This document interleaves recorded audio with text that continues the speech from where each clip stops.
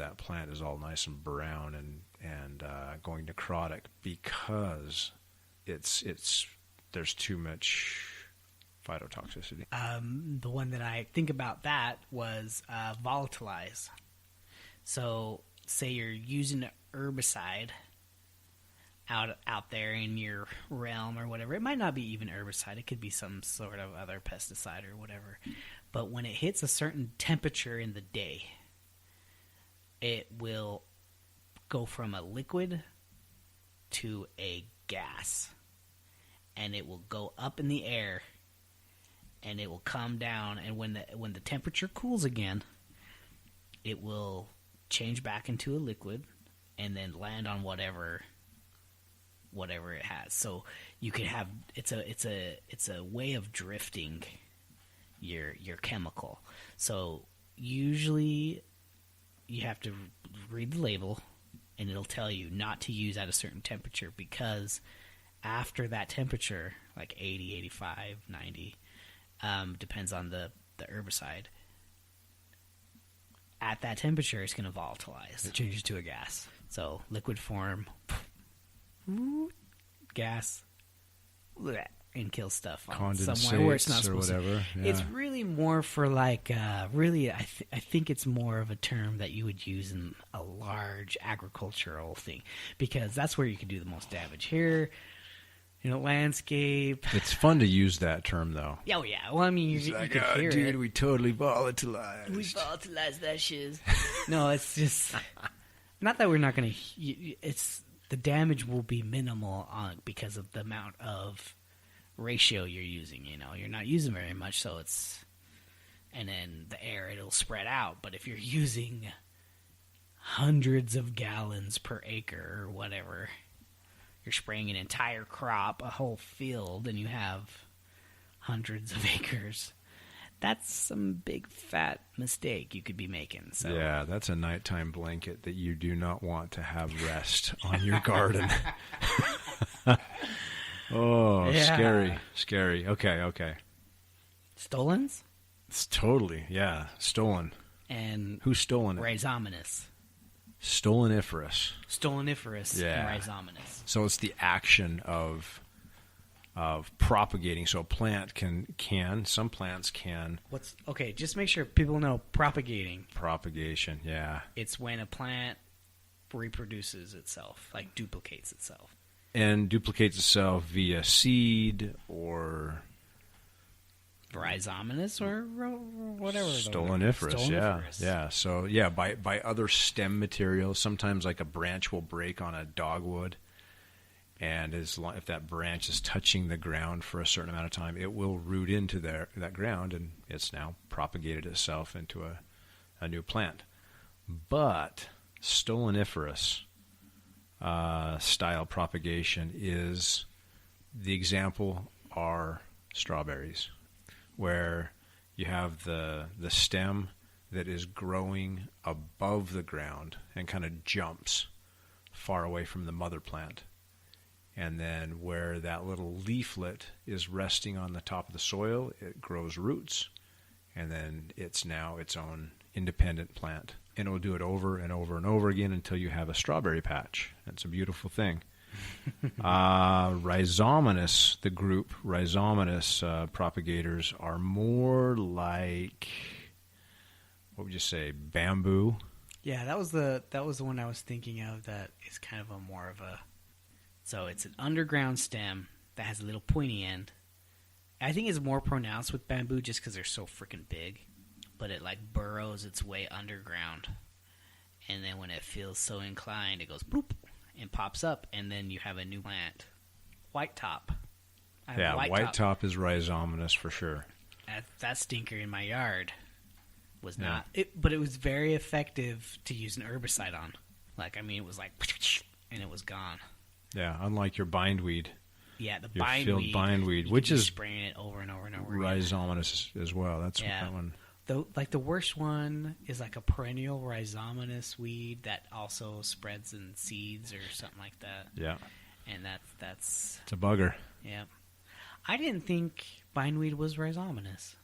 It is, and I thought it was that. just by It just has a huge root system, but I didn't think it propagated itself by rhizomes.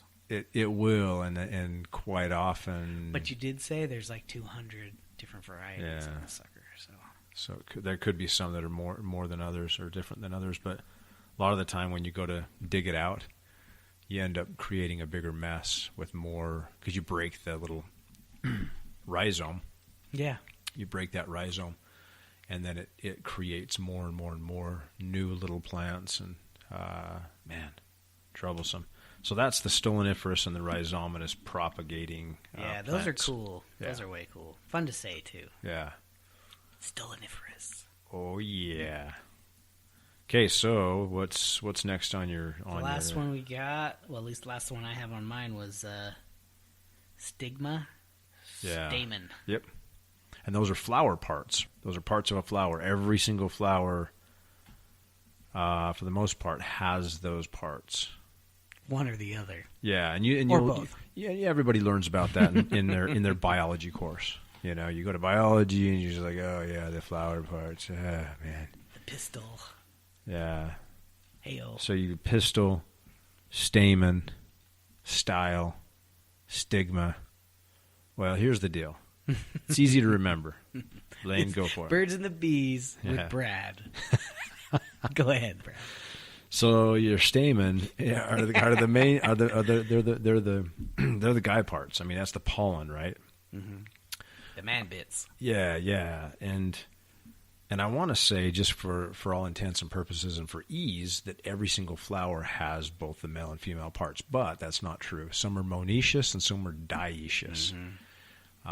So you say mo, I say mon. Mon. Monoecious. Monoecious, yeah. Dioecious, monoecious. Yeah, mon. Yeah.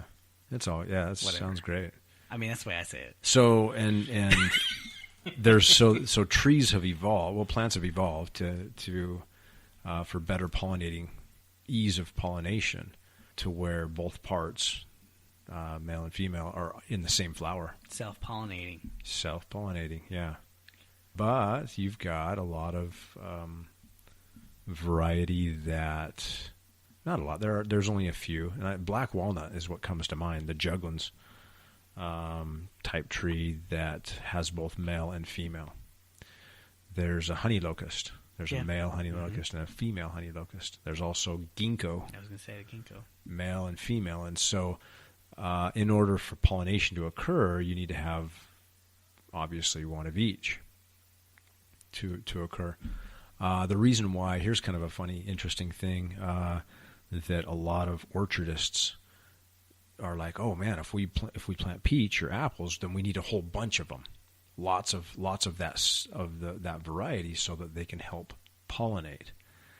And it's not that they can't pollinate themselves, because their flowers have both parts, but they want to help cross-pollinate, which creates a better product in the end. And anyway, yeah, that gives you a little taster on the stamen factor. Yeah. So stamen is the pollen, and stigma and style are. So here's stigma and the pistil are the female. The male part is the pollen part. Mm-hmm. The lady part is the part that produces the seeds. Yep. So if you have a tree that does both, it has both parts. If you only have a seed that produces pollen, then you got a male tree.